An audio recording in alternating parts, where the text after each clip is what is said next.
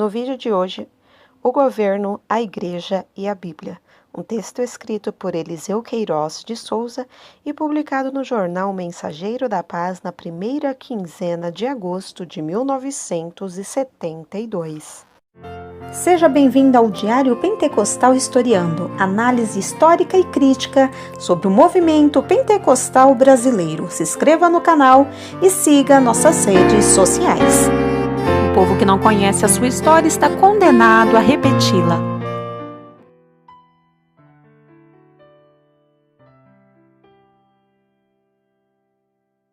Desde os primórdios da criação, Deus entregou o destino da humanidade a dois poderes, o governo humano e o governo eclesiástico. E embora tais poderes atuem para o bem-estar da coletividade, devem atuar separada e independentemente entre si, isto é, separação e independência na esfera administrativa, porém sempre em cooperação recíproca e harmoniosa.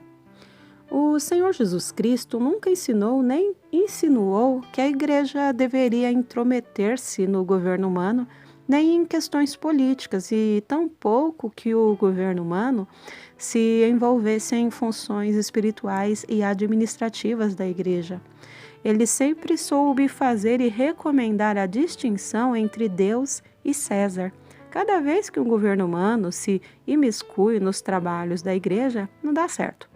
E quando a Igreja se intromete nas coisas relativas às atribuições do governo humano e em política, torna-se ainda pior. O impostergável dever da Igreja em relação ao governo humano é orar por ele, a fim de que seja iluminado por Deus e poder assim desempenhar bem as suas funções, conforme a recomendação de Paulo a Timóteo: admoesto-te, pois, antes de tudo, que se façam deprecações, orações e intercessões e ações de graças por todos os que estão em iminência, para que tenhamos uma vida quieta e sossegada em toda a piedade e honestidade. 1 de Timóteo 2, 1 e 2. O governo humano é um ministro de Deus. Não um ministro religioso, mas um ministro material para servir e também para castigar os desobedientes. Veja-se o que diz ainda Paulo: toda alma esteja sujeita às potestades superiores, porque não há potestade que não venha de Deus.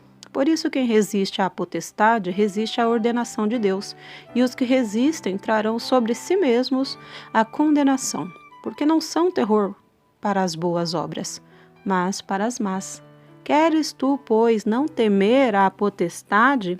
Faze o bem e terás o louvor dela, porque ela é ministro de Deus para o teu bem. Mas se fazes o mal, teme, pois não traz debalde a espada, porque é ministro de Deus e vingador para castigar o que faz o mal. Romanos 13, do 1 ao 4.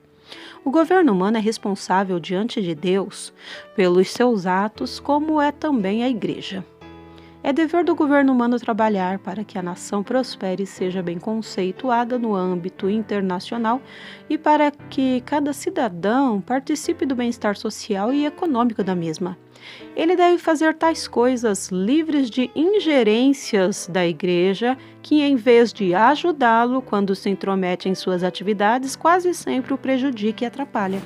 A nação brasileira atualmente deve orgulhar-se do governo que tem.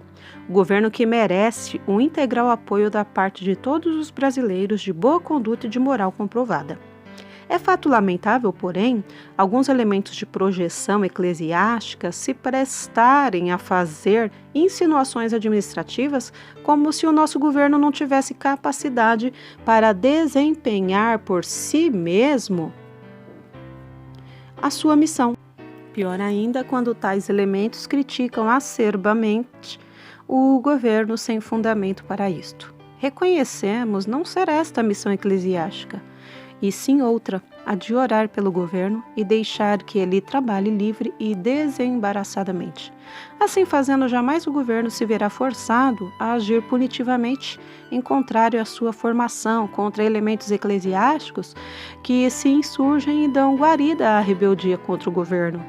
Há aqueles que atribuem ao governo intromissão e pressão sobre a Igreja no Brasil, quando o que acontece é precisamente o contrário. A liberdade legal que aqui desfrutam os cidadãos para professar livremente a fé que escolherem é completa e, bem assim, a de programarem a sua fé sem quaisquer constrangimento, graças a Deus.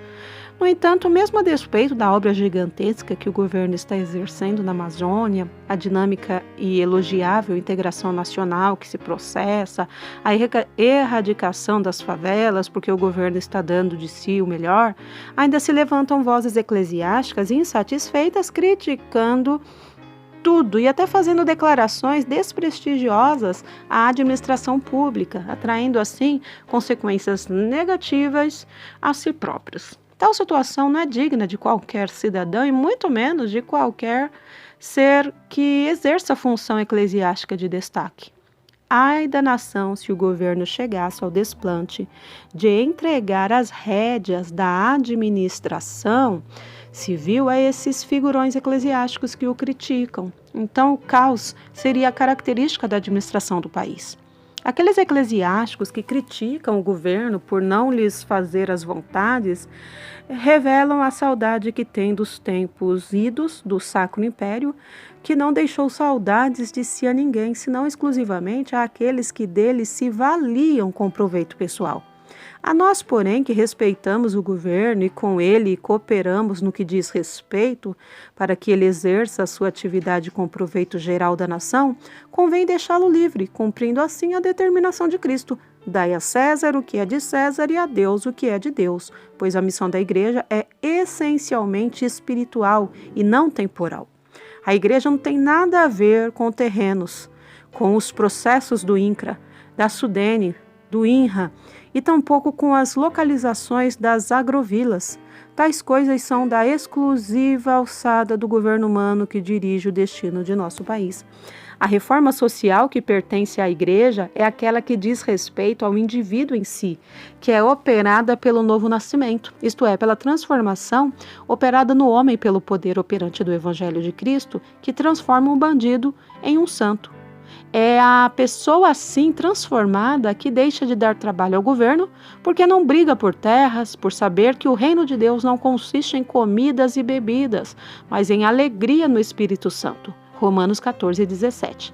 Daí a missão da igreja na terra: fazer discípulos de Cristo de todas as nações conforme a sua ordenança e não fomentar ou apoiar rebeldia e levantes contra as autoridades legalmente constituídas, Mateus 28:20. É uma virtude que devemos reconhecer com alegria. O governo de nosso país não se tem envolvido com questões litúrgicas e em nada do que diz respeito a atividades espirituais, motivos que dá à Igreja no Brasil a liberdade de que goza sem constrangimento algum.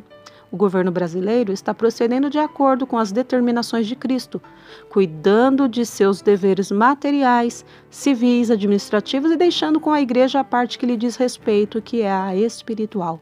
Neste caso, por que elementos eclesiásticos procuram intrometer-se indevidamente nas funções governamentais? Porque não se contentam, não se limitam àquelas atividades que voluntariamente elegeram para que foram por Deus chamados, deixando aquelas que não lhe pertencem com seus legítimos dons? Nunca devemos esquecer-nos de que um servo não pode servir ao mesmo tempo a dois senhores. Mateus 6:24. Portanto, não podemos servir ao mesmo tempo aos deveres estatais e eclesiásticos. O governo humano foi instituído por Deus desde os tempos mais remotos e continuará até o devido tempo pré-estabelecido por Deus. A igreja, para bem servir em seu próprio posto, deve reconhecer a legitimidade do governo humano, submeter-se a ele naquilo que diz respeito aos seus direitos e com ele cooperar em tudo quanto for útil para o bem da humanidade deste lado da existência. Pois, se ela fizer o contrário, não só atrairá contra si o poder secular, como causa perturbações à nação. Portanto, sujeitai-vos toda a ordenação humana por amor do Senhor, quer ao rei, presidente em nosso caso, quer ao governador, como por ele enviado para castigos dos malfeitores e para louvor dos que fazem o bem. Honrai a todos, amai a fraternidade, temei a Deus, honrai ao Rei. Presidente. 1 de Pedro 2, 14 ao 17. Amém.